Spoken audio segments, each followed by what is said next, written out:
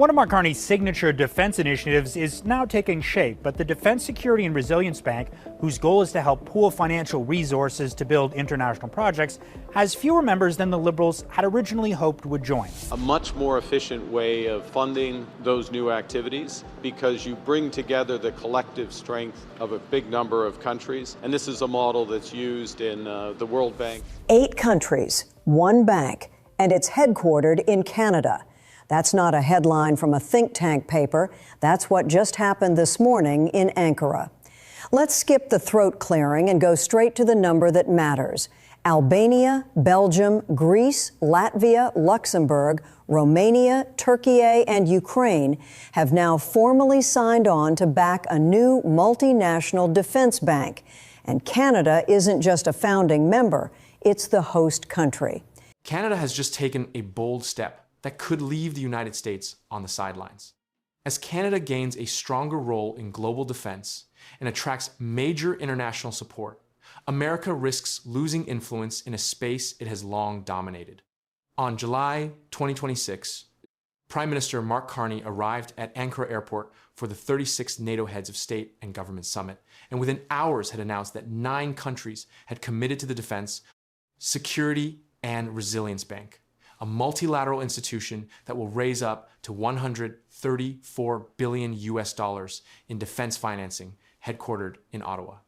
The 9 founding members are Albania, Belgium, Greece, Latvia, Luxembourg, Romania, Turkey, Ukraine, and Canada. No other G7 country is in that founding group. Britain and Germany had previously distanced themselves from the project. Canada built it anyway. And NATO's Secretary General confirmed at the same summit that the alliance is angling to purchase a fleet of Saab GlobalEye radar jets, largely manufactured in Canada. The Defense, Security, and Resilience Bank's founding charter is documented in the joint statement the 9 participating nations issued at Ankara. The bank's purpose is to bolster the defense of allied nations by providing cheap, accessible capital for defense industrial expansion, reducing financing costs, expanding industrial capacity, and accelerating production at the scale the current security environment requires. The bank will be made operational in 2027. Canada's 5 largest commercial banks, RBC, BMO, CIBC, National Bank, Scotiabank, and TD, are participating alongside international institutions including JP Morgan, Deutsche Bank, Commerzbank, and ING. The financial infrastructure behind the DSRB is not symbolic. It is a documented coalition of allied government commitments backed by a consortium of major Western banks. Canada is leading to build the foundations of our collective security. The Defense, Security, and Resilience Bank will unlock investment, strengthen our defense industrial base, and ensure that Canada and our allies have the capacity to meet the challenges of a more dangerous and divided world together, Carney stated at the announcement. The bilateral meetings Carney conducted at the summit's margins document a diplomatic engagement schedule that covered most of NATO's significant member relationships in a single day. Carney met with Turkish President Recep Erdogan and announced that Canada and Turkey are formally launching free trade negotiations. He met with Ukrainian President Volodymyr Zelensky to discuss air defense and Canada's continued support for Ukraine. He was scheduled for a trilateral meeting with German Chancellor Friedrich Merz and Norwegian Prime Minister Jonas Gahr Store, the leaders of the 2 countries whose TKMS consortium Canada named as preferred submarine bidder previous day. He met with South Korean President Lee Jae-myung, assuring him that Hanwha remains the reserve bidder for the submarine contract regardless of the TKMS selection.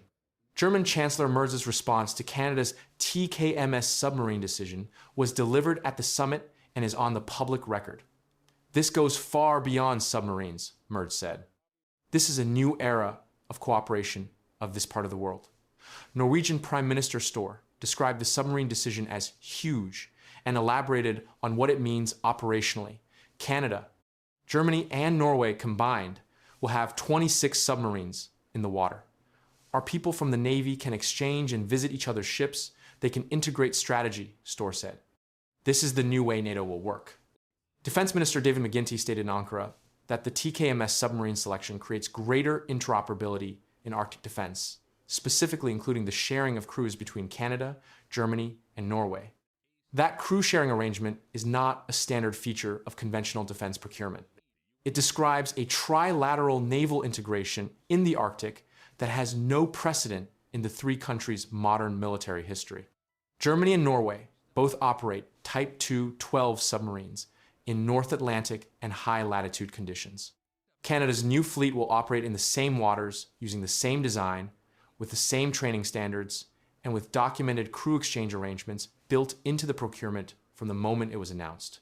NATO Secretary General Mark Rutte's confirmation at the summit that the alliance is angling to purchase a fleet of Saab GlobalEye radar aircraft, largely manufactured in Canada, means the Ankara summit produced two separate Canada-manufactured defense technology commitments simultaneously: the DSRB headquartered in Ottawa and a potential NATO fleet purchase of aircraft built in Canada.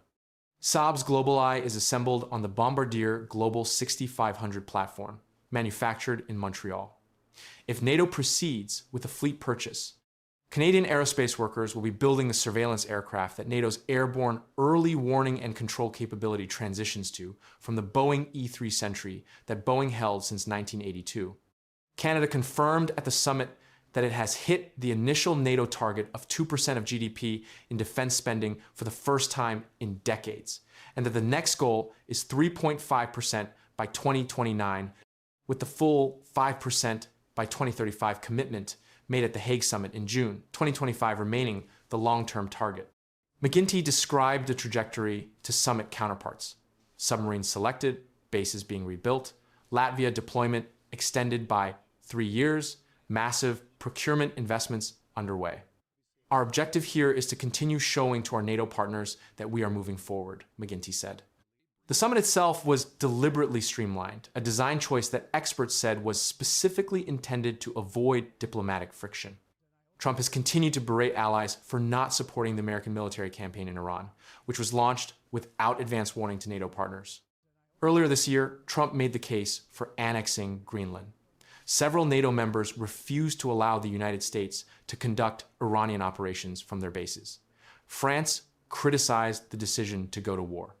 The backdrop to the Ankara summit was not simply routine defense planning. It was an alliance managing the relationship with its dominant founding member at a moment when that member had taken unilateral military action and is reducing its troop presence in Europe.